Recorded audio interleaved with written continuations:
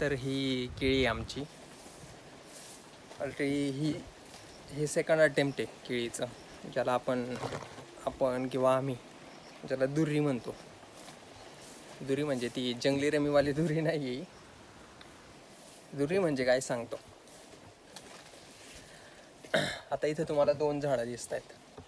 हे एक फ्रेशवालं आणि हे एक जुनंवालं.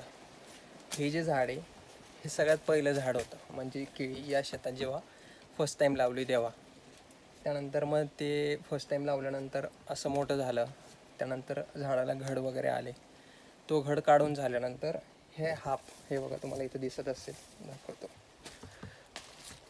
तर हाफमधून कट केलं आहे आणि याची नंतर ऑटोमॅटिकली माती होऊन जाते. कारण की केळी पीक असं आहे ज्यात जवळजवळ 65 to 70% फक्त पाणीच असतं.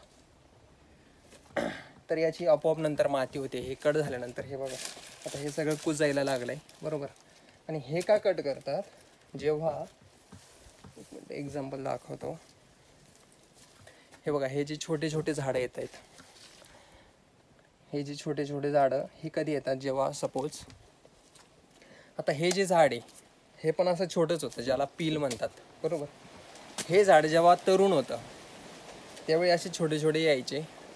आता आपल्याला माहिती आहे हे झाड कधी ना कधी कट होणार आहे, त्यामुळे आपल्याला सेकंड जो फ्रेशवाला असतो तो ठेवायचा असतो आणि बाकी सगळे येणारे कट केलेले असतात. हे बघा आता इथं कट झालेले पण दिसत असतील तुम्हाला, भरपूर सारे कट झाले आहेत, बरोबर. आणि हे जेव्हा मोठं होतं म्हणजे फर्स्ट टाईम होतं त्यावेळी हा फ्रेशवाला होता, हा वाला, ठीक आहे. मग हा ठेवला आणि बाकीचे ते सगळे लहानपणापासून कट करण्यात आले. हे बघा. तर जेव्हा आपण याला कट करतो तेव्हा याचे जेवढे काही जीवनसत्व वगैरे असतात ते याला येणं बंद होतात आणि याला चालू, म्हणजे याला यायचं बंद होतं आणि याला येणं चालू होतं, जेणेकरून याच्या भरपूर साऱ्या गोष्टी याला ट्रान्सफर होतील. तर असं नको व्हायला की ह्या झाडाचा घड चालला गेला तरी पण झाड आपण ॲज इट इज ठेवलं. मग काय होतं, दिलेली खतं वगैरे जेवढी पण असतात तेवढी याला 100% न पोचता याला 50% डिवाइड होतं आणि याला 50% डिवाइड होतं. त्यामुळे हे कट करायला लागतं. कट केल्याचा पण बेनिफिट सांगतो. हे कट झालं की याच्या वरचा भाग ऑटोमॅटिक खत होतो आणि याचे जेवढे पण इन्ग्रेडियंट्स असतात जमिनीतले हे झाड घेणं बंद करतं आणि त्याचा बेनिफिट याला होतो. म्हणजे याचं खत पण होतं आणि याचे इन्ग्रेडियंट्स याला पण जातात. असं जवळजवळ याचा 50% आणि याचा 50% खत आणि 50% इन्ग्रेडियंट्स घेण्याची जी पॉवर आहे ती ऑटोमॅटिक कमी होते. असं 100% बेनिफिट या फ्रेश झाडाला नंतर मिळत असतं. तर हा आता सगळा तोच बाग आहे. भरपूर ठिकाणी तुम्हाला दिसतंय, भरपूर म्हणजे सगळ्याच ठिकाणी 100% प्रत्येक झाडाशी जरी एक कट झालेला फील ते तुम्हाला दिसतोय. तर असं गणित असतं जनरली याचं.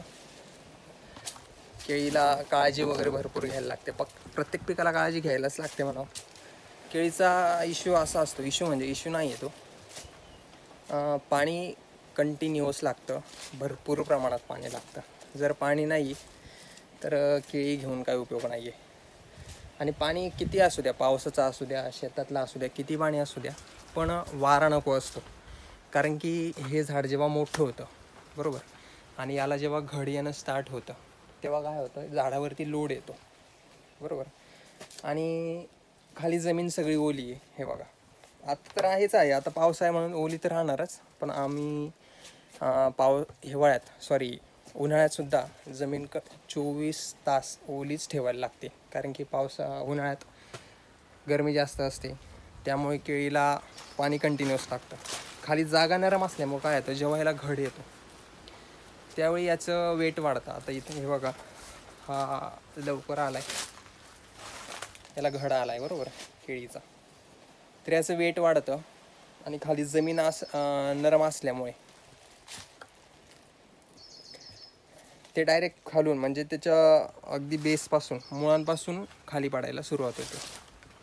त्यामुळं वारा अजिबात नको असतो केळीला. फक्त पाणी किती असू द्या पण वारा नको.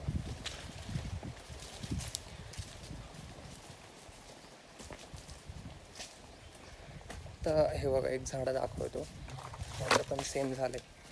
आता याचं तर छोटं झाड आहे. ही जेवढी बांधावरची जेवढी पण झाडं असतात, म्हणजे केळी, सपोज केळीचं आपलं शेत आहे, त्याच्या शेतीच्या जेवढ्या पण बॉर्डर्स असतात, तर त्या बॉर्डर्समधल्या 1 ते 2 लाईनी ह्या अशाच वीक असतात जरा. त्याचं पण कारण सांगतो. 1 मिनटं आधी तुम्हाला एक्झाम्पल म्हणून दाखवतो. आता बाहेरच येतो. हे आपल्या शेतीतून स्टार्ट झालं आहे बरोबर. आता काय झालं आहे, पहिल्या 2 ते 3 लाईनी ह्या वीक आहेत. तर याचं कारण काय असतं, तर सर्व सीझनमध्ये ॲटमॉस्फिअर सेम नसतं. वारा, पाऊस, त्यानंतर ऊन, ह्या सगळ्या गोष्टी जास्त असतात. त्यामुळे उन्हाच्या वाफा, ज्या गरम वाफा असतात त्यानंतर थंडीच्या लहरी वगैरे ज्या पण असतात, त्या बागमध्ये एंटर करण्याच्या आधी बॉर्डरच्या जेवढ्या पण लाईन्स असतात त्याच्यावरती, म्हणजे सगळ्यात जास्त इफेक्ट त्याच्यावरती होतो, कारण की सुरुवातच तिथून होते बरोबर. पण ठीक आहे, आता पहिल्या 1-2 लाईनी आपल्या एवढ्या फारशा, जेवढा आपण जोमदार पीक म्हणतो तेवढं येत नाही. पण त्या 1-2 लाईन वेस्ट झाल्यामुळं काय होतं, आतल्या जेवढ्या पण लाईन्स असतात किंवा आतली जेवढी पण झाडं असतात ती सगळी प्रोटेक्ट होतात. आणि ह्या सगळ्या गोष्टी पण अवॉइड करण्यासाठी एक ऑप्शन असतो, तो पण दाखवतो. हे बघ, याला म्हणतात ग्रीन ग्रास. आता हे का लावलं जातं, हे शेतीच्या आजूबाजूला लावलं जातं, केळीच्या शेतीच्या आजूबाजूला बरोबर. तर ज्यावेळी ॲटमॉस्फिअरचा इफेक्ट होईल, जसं की वारा आला खूप जोरात, ऊन असतं खूप जोरात, नंतर हिवाळ्यात भरपूर सारी थंडी वगैरे असते, तर त्याचा इफेक्ट हा सर्वात आधी याच्यावरती होतो आणि त्यानंतर झाडांवरती होतो. तर हे लावल्यामुळं काय होतं, त्या सगळ्या गोष्टी याच्यावरती अटॅक करतात आणि म्हणजे त्या जेवढी पण त्याची काय म्हणता येईल आपण त्याला, पॉवर असते, किंवा आता मला तो प्रॉपर शब्द आठवत नाही आहे, सायंटिफिक वर्ड काय म्हणतात त्याला, तर पण ठीक आहे, हरकत नाही, मे बी तुम्ही समजू शकतात. तर ती पॉवर थोडी कमी होऊन जाते, म्हणजे सगळा इफेक्ट जो होतो तो याला होतो, ॲक्च्युअल झाडाला काही होत नाही. आणि हे जेव्हा आपलं मोठं होतं त्यानंतर आपण याला गुराढोरांना पण आपण खायला घालू शकतो. तर या ग्रीन ग्रासचे पण असे बेनिफिट्स आहेत. आणि ग्रीन ग्रास असं आहे, याला खूप कमी जरी पाणी असलं तरी पण ते चालतं. त्यानंतर थोडंसं जरी झाड लावलं, हे ऊसासारखा एक प्रकार असतो, ऊस नसून ऊसाच्या जातीसारखं एक असतं, ज्याचं खोड ऑटोमॅटिक मोठं होत जातं, जसं जसं कापलं तसं ते मोठं होतं. आणि एक उन्हाळा वगैरे हा जो ऋतू आहे तो संपल्यानंतर मग पावसाळा लागल्यानंतर आपण त्याला कापून गुराढोरांना आपल्या घालू शकतो. तर असा त्याचा बेनिफिट आहे. आणि हे तेव्हाच लावायला लागतं ज्यावेळी, म्हणजे हे अशा वेळी लावायचं असतं ज्यावेळी उन्हाळा स्टार्ट होईल. आणि उन्हाळा स्टार्ट झाल्यानंतर हे या लेवलला किंवा याच्यापेक्षा मोठ्या लेवलला झालेला असेल, अशा वेळी त्याची लागवड करायची असते केळीच्या आजूबाजूला.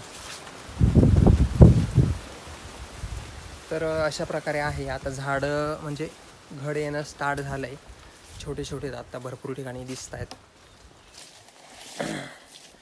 भरपूर पाणी झालं आहे, त्यामुळे ॲक्च्युली चालायला पण जागा नाही आहे.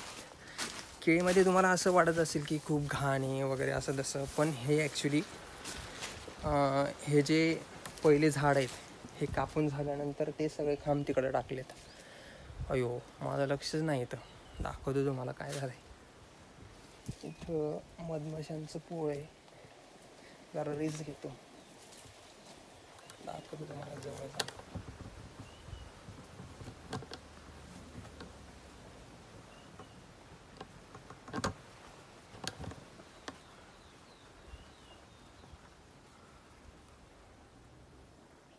तर त्यांनी जागा बघा कुठली चूज केली, बरोबर घडावरच. पण ते जाणार आहे थोड्या दिवसात, पावसाचं वगैरे काही जास्त दिवस ते राहणार नाही. सो ठीक आहे, आपण त्याला त्रास देण्यात काही मजा नाही आहे, कारण की त्याने जर आपल्याला त्रास द्यायचं ठरवलं ना राडा होईल बिलकुल. कारण की आमच्या घरात ऑलरेडी एक एक्सपिरियन्स झाला आहे पप्पांबद्दल. पप्पांना ते मोठं आगेमध्ये असतं ना तेच चावलं ॲक्च्युली.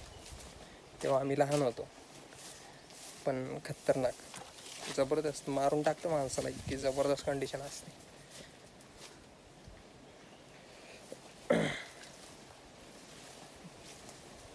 सो ठीक आहे, बघू आपण. मला दुसऱ्या पण एरियात जायचं आहे.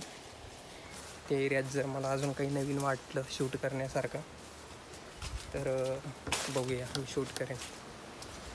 So let see for next steps.